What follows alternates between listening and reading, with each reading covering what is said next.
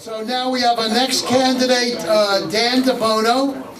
He's running for Congress, Republican candidate for Congress in the 3rd Congressional District, which starts here in Northeast Queens and stretches out to North Nassau and Northwest Suffolk.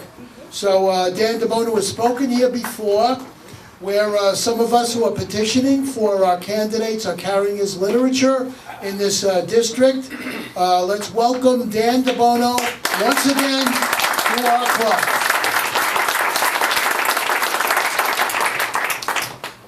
Thanks, Phil, and pleasure to be here once again. Who has seen me before speak? Just so I know what I can repeat now. Okay, so about half the people have not seen me.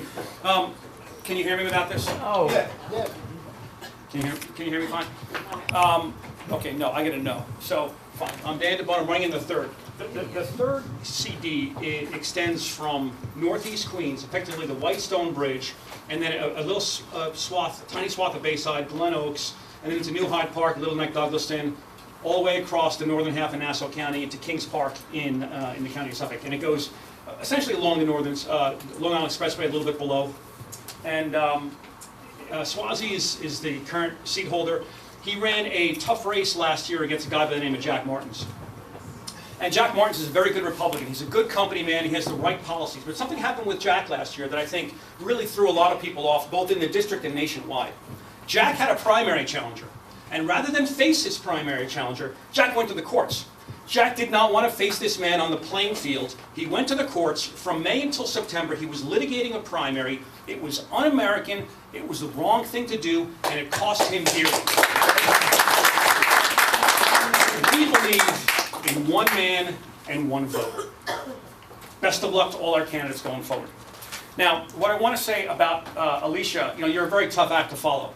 I was raised by a very large extended Irish and Italian family, and it included my parents were teachers, my grandparents cops, everybody was a soldier, from my brothers to my grandparents, uncles, aunts were cops. But 2 of the people who raised me were nuns. They were Dominican sisters, and I come from a very strong culture of life. And the culture of life initially evolved from a belief in protection of the weakest among us. And as you hear people talk about what republicanism is, and what leadership is protecting the weak and standing up to the strong. And what you see so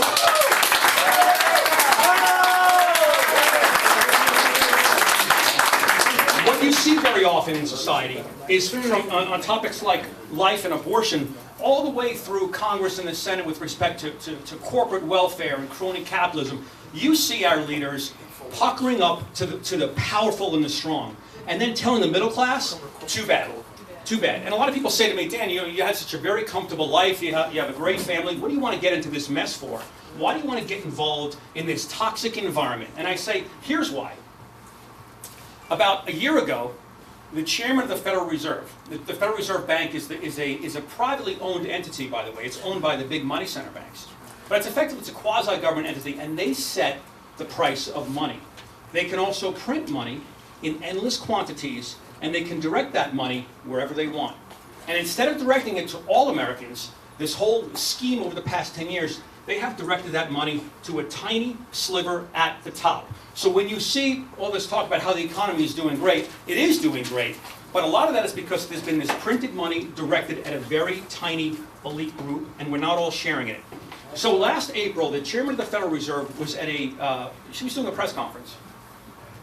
And somebody asked her, what do you think about the middle class or the poor who are struggling? And she said, I have 2 messages to you who are struggling. First, you need to work harder. Okay? And second, you need to retrain yourself for something new in this economy. And which, in and of itself is not terrible advice. But at the very same time, she turns to the other side of the conference table, and I'm embellishing here, and she says to the CEOs of the major multinational corporations, she says, gentlemen, because they're mostly gentlemen, how many billions can I give you? How much do you need? How's 10, 20, 30, 50 billion? And they're shoveling and shoveling and shoveling printed money and backstops and guarantee and direct capital injections to these big, powerful corporations. And then she turns back to the weak, to the middle class, and she says, too bad, capitalism. So I heard this, and this is something I've been thinking about for 20 years. My dad was very interested in politics. He was a union man in the city. He was part of it. He was a member of the Council of Supervisors and Administrators in Manhattan for a long, long time. That's where I met my mom. But he always had the right politics, but he had to be involved with his job. But it's something I've been thinking about for a long time, and I cannot stand this scheme in which we pucker up to the powerful, which is really what happens when we take advantage of the preborn, and we're tough on the middle class. So that's why I'm here. That's why I'm running. I was so large family. I was born in Syosset, grew up in Northport. Everybody in my family has done some form of public service. My generation, as I said, my dad was in Korea. My grandfather was in World War I. My brothers and I all served in Desert Storm. And I first volunteered for public service in college. I signed up for the Navy SEALs. And I started with a class. Thanks. I started with a class of 100 men.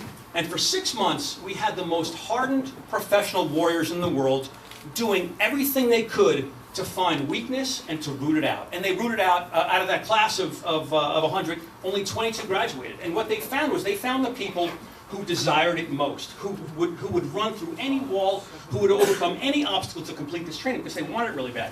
And so what I really learned from that, the lesson from that, is that nothing matters so much in life as the will to succeed.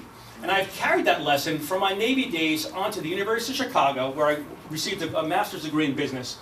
And that's where I was really trained for the first time in true free market thinking. But nothing matters so much as the desire to succeed, because we're all going to run into periods of adversity in our lives. And another piece of advice that I found myself giving recently, I was speaking at a panel to the soccer players at my college. And I was on the panel with about 6 other guys, and they were mostly Wall Street guys and lawyers. And I think I spoke fifth, so I had to endure my peer group talking about how you have to study hard and go to the right business school and network the right way. And then I thought about it when it was my turn, and I said, the most important thing you can do in life is to pick the best partner. Because we're all going to face adversity, and when adversity comes, you want to have the best team with you that you can. So, with that, I have my lovely wife and assistant with me, Janine.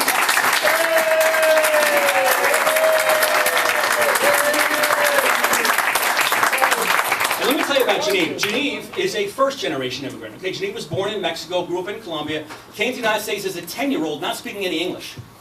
I met her when she was probably around 21, 23, but she had a green card. We went through the naturalization process together. She followed the law, she did what she was supposed to do, she waited her turn, and she became an American citizen.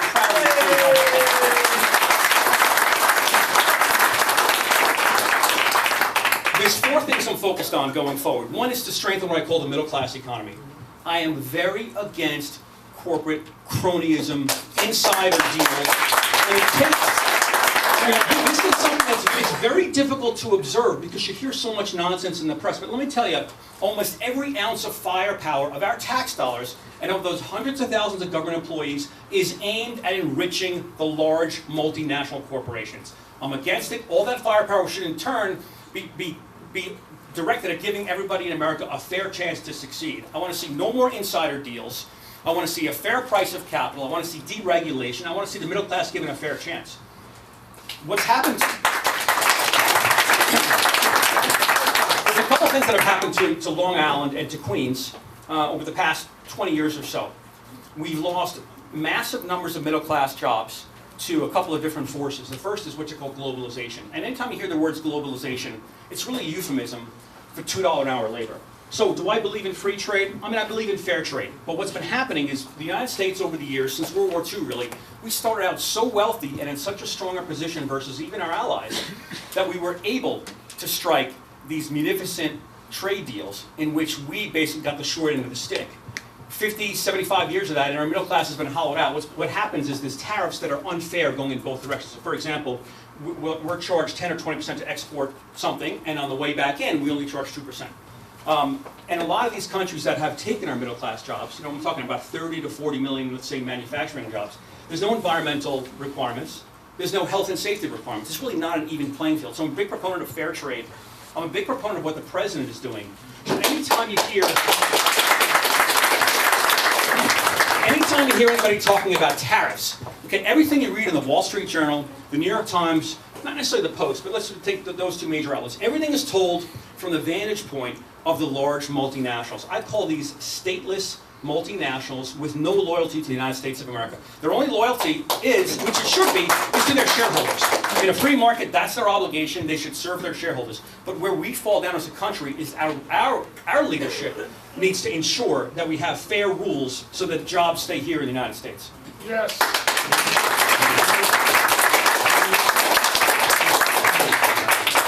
On our infrastructure, the Long Island Railroad is a disaster. The subway is almost as big of a disaster. And the leadership structure is one that lacks accountability. And one of the things I've been talking about for 6 months, if you were here last time, you might have heard me mention it.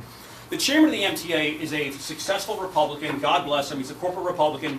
But he's so successful that he's worth millions of dollars, and he has the job as the head of the MTA, for which he's basically unpaid. Now, it's hard to scare somebody and put the fear of God. When you have to affect change in a company, restructure a company, you need to put the fear of God into your employees and your workforce and to make change. This guy, Joe Lhota, he should be retired. He's a multi-millionaire. Doesn't even get paid. Okay, he doesn't get paid. But he does get paid. He gets paid by over $1 million by the NYU Medical Center. I don't know what he does for them. That it's such a part-time job. And he also draws a salary of $160,000 or more from MSG, the garden itself.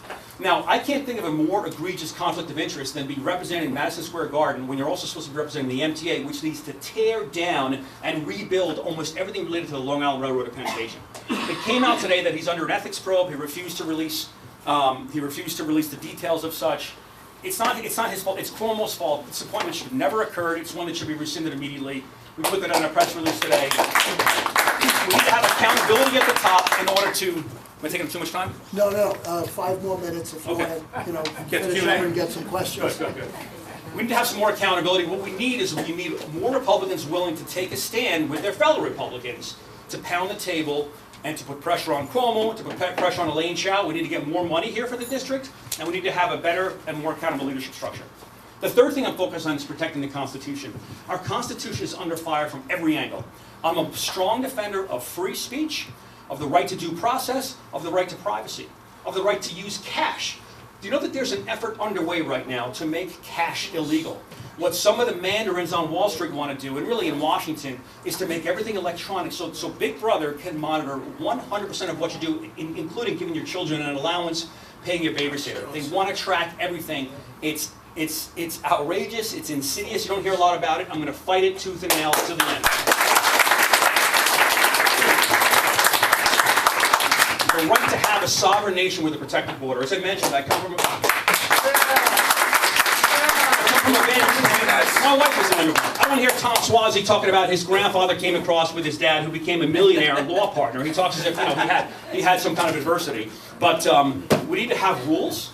We need to have a border. We need our laws to be enforced. And one thing that's amazing is for years, basically starting with Obama, really, he told the law enforcement to kind of look the other way. It's outrageous. He should be prosecuted.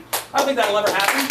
But you cannot have an executive who decides to tell people enforce this law but not that law, and they're all on the books. It creates chaos. It diminishes morale, and it's unfair to anybody.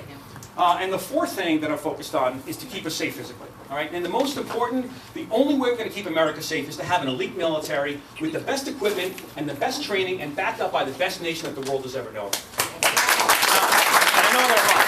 Last thing I'll say is I was raised to love my country, but to fight for her unconditionally. And that's the way I've always lived, and that's why I'm running for Congress. So I'd love to get your support on November 8th. I have time for about a question, but we'll do it fast. Gentleman in the back.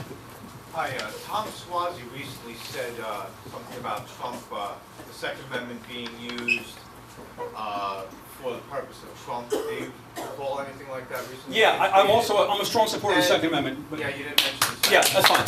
Look, we have. I got caught up in the emotion of my arrest. Yeah, I'm a very strong supporter of the Second Amendment. We need to very strongly enforce our existing laws. Our background check system needs to be properly funded, and we need to make sure that nobody falls through the cracks. Now, with regards to what Swazi said, it was a Swazi town hall. It was about 50 people in the room. I happened to be there because I was doing my own diligence. And anytime you have a group of Democrats and somebody starts talking about Trump and Russia, they get hysterical. Somebody said to Swazi, what do you do if Trump doesn't strengthen sanctions on Russia? What do we do if he doesn't listen? And Swazi said, well, that's what the Second Amendment is for. So he effectively suggested if we have a disagreement, that's what we need to rise up with arms and fight him. So it was all over the papers. I'm not going to let people forget it. Next question, gentleman in the green tie. Yeah, hi. Michael Mulaney, Bayside, Queens. Hi. I was wondering what you thought of Bill Clinton and his book tour, because I think he's got some nerve going on a book tour after what he did to this country. Yeah, I mean, you know, there's an audience for everything, as we see. You know, the lowness, P.T. Barnum said, you know, you're never going to lose money betting on the stupidity of the American people. You know, I mean, I'm not a supporter of the Clintons. Yeah. You know, I work in NASA. I live in Queens and Flushing, but this guy Swazi's all over the place. Mm-hmm. What are you going to do? Are you going to speak a lot of places? Because you got to be all over the place. This guy's all over the place, you know? I mean, he's one of the few people that, I mean, you know, but talks a lot of bullshit, but you know. We have, I rely on you to tell 10 friends. Yeah. Tell friends. I rely on you to go on my website, to like my comments, if you like them, to email them to your friends. I rely on you to go on my Twitter, to copy and paste it and forward it. I rely on you to tell your friends I was at a meeting last night with a Republican. So everybody in here needs to spread the word. That's mission number one. Mission number two, as time goes by, I want you to email me, let me know what you think. Let me know if you want to host an event at your house, have a coffee, invite 10 of your friends over, we'll come over, we'll talk politics. So this is the old-fashioned way. I get out there, I talk, I speak to as many people as I can. I go to the train stations, I go to the parades. I know that he's a good campaigner. He's a formidable opponent. Absolutely. One more quick one. Gentlemen. Yes, one way Republicans could clinch victory in this upcoming in the general election, not only locally but nationally, is that Republicans need to reach out to conservative black churchgoers. I've been a Republican almost 40 years. The Democrats are good at is playing the race card. Our past president, Obama, said that if Trump gets into office, the KKK is going to be running the White House. Other Democrats have said the Republicans want to bring back lynching and Jim Crow and slavery. That's what the Democrats are preaching to scare blacks into voting for them. And they have nothing to offer. Thank you for being a Republican. Okay. What you can do to help, as I said to this other gentleman, spread the word. There's a lot of lies and misinformation out there. You know, one of the things that Trump has talked about, one of the things that Trump identified that's been going on for probably a long, long time is the press blatantly lies. Okay. So what we all need to do, you know, let's just go. You need to read more. You need to endure people saying, oh no, Trump, you know, people just not even wanting to hear facts, and you do what you can, and we all have to put up a fight. So freedom isn't free. You know, from picking up a rifle to fighting with people, you know, just with words. I mean, arguing with people. But another falsehood that I want to mention, along with the idea of Republicans and African Americans, is Republicans are the party of women. I'm going to read off a list of women who are leaders, who are trailblazers, and who are role models for our daughters, our women. Kellyanne Conway, Trump's campaign manager, phenomenal leader. Nikki Haley, ambassador to the UN. Betsy DeBono, Secretary of Education. Sarah Huckabee Sanders, an amazing patriot who endured a lot of pain and nonsense. Elaine Chao, Secretary of Transportation. Linda McMahon, a small business. Kirsten Nielsen, Homeland Security. And I have Alicia Jones on here, Rich Select. So look, don't let anyone ever say we're not the party of women. And the same thing goes with African Americans. We are a Big Tent party. We're all inclusive, and we are the party of the middle class. So thanks very much for listening. Thank you, guys. I want to thank everyone for carrying his cards. We have his cards here, his palm cards. Take his palm cards, and all petition carriers who are in his district are carrying his palm cards and dropping one off at every house that they ring the doorbell of.